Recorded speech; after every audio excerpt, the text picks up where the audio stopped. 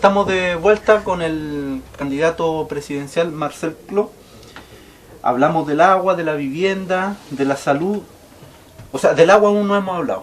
Hablemos del código de agua que afecta bastante a la comuna de San Pedro, comuna que queda cerca de nuestra comuna de Melipilla. Esta comuna fue declarada como zona de escasez hídrica en el año 2008. Se comprobó de que aquí hay monopolio en el control de la cuenca del Yari. ¿Y cuál es la solución para esto? Bueno, la solución para eso pasa por entender cuál es el problema. Y el problema es esto que tú dijiste, el código de agua. Una vez más, aparece el mismo problema. El agua no está en Chile para que tú tomes agua, para que tú te bañes, para que hagas la comida. Está para que hagas negocio con el agua, ¿no? Antes, el agua era un bien de uso público. Aún sigue siendo de uso público según el artículo 5 del Código de Agua. Pero además dice que es un bien económico. A ver, mira. Además dice que es un bien económico y además separa la propiedad de la tierra de la propiedad del agua. Y ahí es donde está el negocio. Es que tienen buenos abogados estos tipos, porque bueno, fíjate que el artículo 5 dice que el agua es un bien nacional de uso público, pero sus derechos de aprovechamiento se pueden entregar a concesión. Pero además dice que es un bien económico, lo dice claramente. Claro, lo dice en el artículo. Entonces, al separar la propiedad de la tierra de la propiedad del agua, tú puedes ser dueño de agua. ¿Y qué ocurrió? Cuando se instala este código de agua, mucha gente empezó a declarar derechos de agua, inscribió derechos de agua. Se empezó a registrar como propietario de flujos de agua. Y después empezó a vender el agua, ¿no? Y el Estado de Chile muchas veces ha entregado más derechos de agua que la capacidad propia de los ríos, de los cursos de agua, de las cuencas. Por lo tanto, se generó una suerte como de sobre necesidad de agua y una escasez gigantesca de agua. Y eso implicó un precio enorme del agua. Porque lo que se hizo fue generar un negocio con esto. Y eso significó especulación, sobreventa, escasez. Y hoy día tenemos la situación que hoy día existe. ¿Y qué ocurrió? ¿Qué es lo grave de eso? ¿Cuál es lo grave de eso? ¿Quién puede pagar más derechos de agua? ¿Quién puede pagar más por el agua? Las mineras, las agroindustrias, las que generan energía eléctrica. Entonces, el agua pasó hacia ese sector. Porque como la gran minería puede pagar mucho por el agua, entonces no lo puede hacer una comunidad campesina. Y la comunidad campesina se quedó sin agua. Y la gran minera se quedó con el agua. ¿Te fijas? Y eso ocurre ¿por qué? Por este código de agua. ¿Qué hay que hacer? Barrer con esa basura que es el código de agua, derogarlo e instalar un código de agua que establezca la prioridad de las personas y el derecho al uso del agua para las personas y no para las empresas. Es que ese es el problema grave de este país, que todo está hecho para que las empresas hagan negocios. Y eso es simplemente una degeneración de la vida pública, de la vida social. Porque nosotros no somos empresas. Somos seres humanos que tenemos que comer, tenemos que dormir, tenemos que educarnos, tenemos problemas de salud. ¿Y quién garantiza que eso suceda? Si no es el Estado que garantice que eso se pueda realizar, entonces lo que estamos viviendo es simplemente en la anarquía total, en el desmadre completo. Como en el absolutismo. En la desorganización total, en la ley del más fuerte, ¿no? Claro. Y el más fuerte es el que tiene más plata. Y como tienen plata muy poco, entonces quienes se llevan todos los derechos es una minoría casi despreciable en términos de números, y una gran mayoría, más del 95% de los chilenos, no tiene derechos garantizados en absolutamente nada. Marcel, hablemos de algo que nos aqueja bastante a nosotros, la provincia de Melipilla y la provincia de Talagante, de los monopolios que hay en el transporte. Acá tenemos uno, manejan el precio. Bueno, cuando lo sube la tarifa, ellos dicen, no, bueno, subió el dólar, pero a veces el dólar baja, mantienen el precio. ¿Cómo contrarrestar aquello? Mira, en los países que han alcanzado un estándar de desarrollo adecuado, bueno, aceptable. El transporte es un tema del Estado, no es un tema de los privados.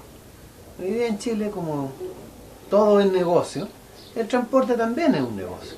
Y como obviamente nunca son negocios donde haya más de 10 actores, digamos, más de 10 empresas, son siempre monopolios, oligopolios, una empresa.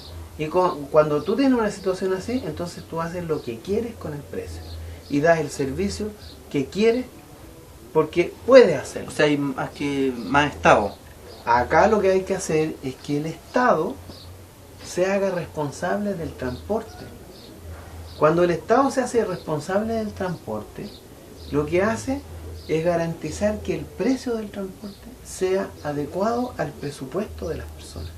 Y por eso que en todas partes del mundo funciona subsidiado.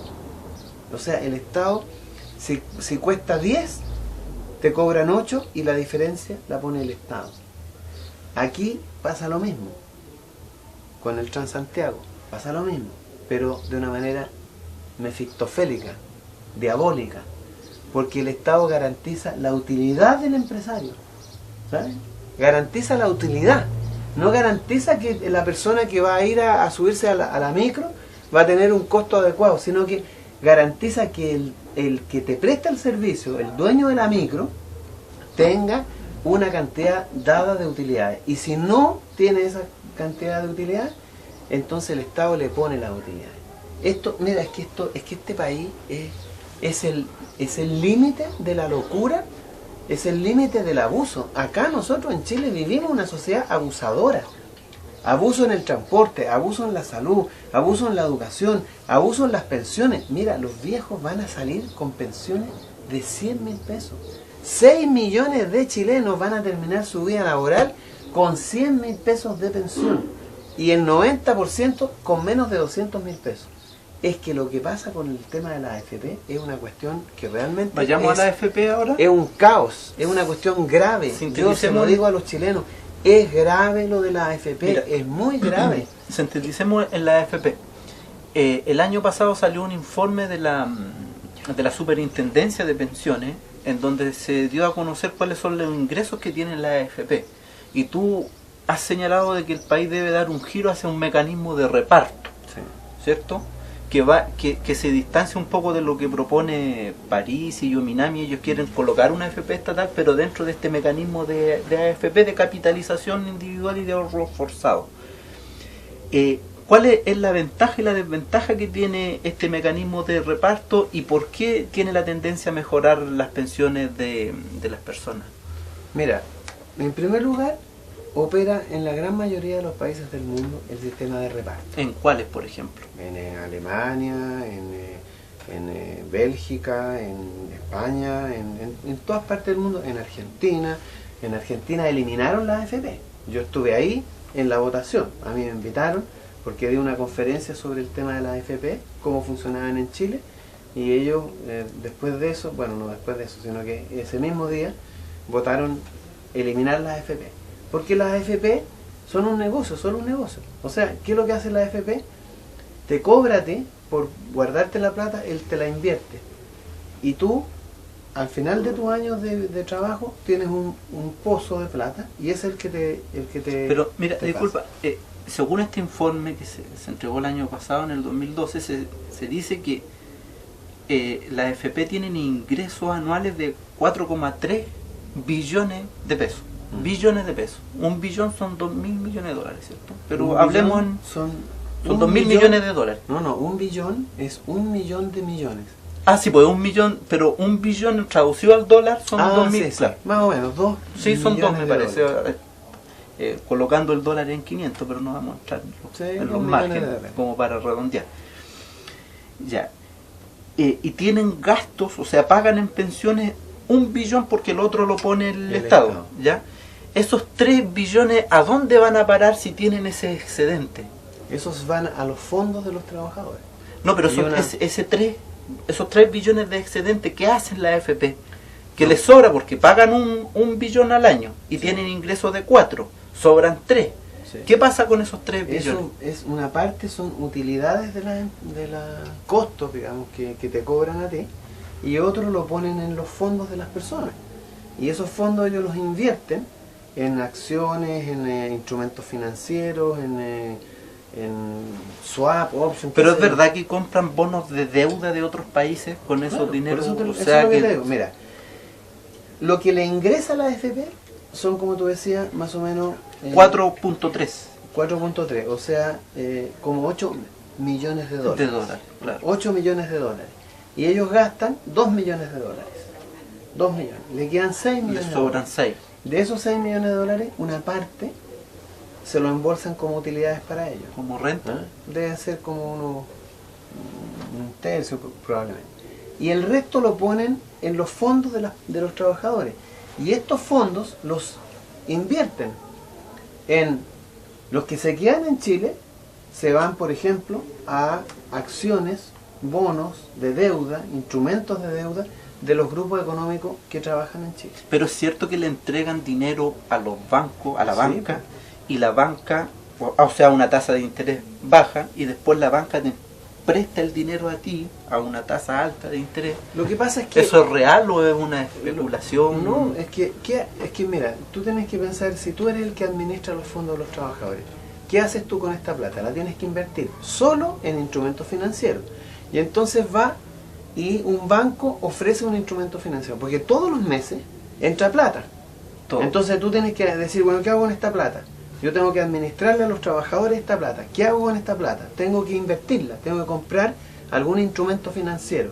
Y entonces hay un banco que dice, mira, estoy pagando 4%. Y ese es el mejor instrumento que hay, porque otros te pagan 2, el otro 1, el otro 3,5. Entonces el Banco Chile, por ejemplo, está ofreciendo bonos de deuda, o sea, te está diciendo, póngame la plata a mí, yo le voy a pagar un 4% por la plata. Entonces tú la pones ahí. Y después, ¿qué hace el banco con esa plata? La presta, pues. Te la presta a ti mismo. Por supuesto, entonces tú vas, que eres trabajador, que te pusieron tu plata, la AFP te la puso en un instrumento de ahorro al 4%, entonces tú mismo vas después al banco y le dices, ¿sabe qué? Necesito plata para financiar la deuda de mi hijo, y te cobra un 20%. A veces más. Con la misma, o más, con la misma plata. Pero a veces te aplican la Pero no máxima es- convencional, ¿son capaces de hacer Sí, eso? por supuesto, pero si lo hacen, siempre lo hacen. Entonces, no es que la cosa funciona absolutamente normal así. Porque tu plata, que metes todos los meses a la AFP, que la metes todos los meses, la AFP la pesca y la invierte. La invierte en distintos instrumentos financieros. En los bancos, le compra a los bancos, lo ponen en ahorros a plazo, en derivados, qué sé yo, distintos instrumentos de inversión financiera. Y el banco recibe esa plata, ¿y qué hace el banco? La presta. ¿Y a quién se la presta? A los mismos que están poniendo plata en la AFP. Y ¿Entiendes? volvemos en un par de segundos con la parte final de la entrevista al candidato presidencial del movimiento Todos a la Moneda, Marcel Clop.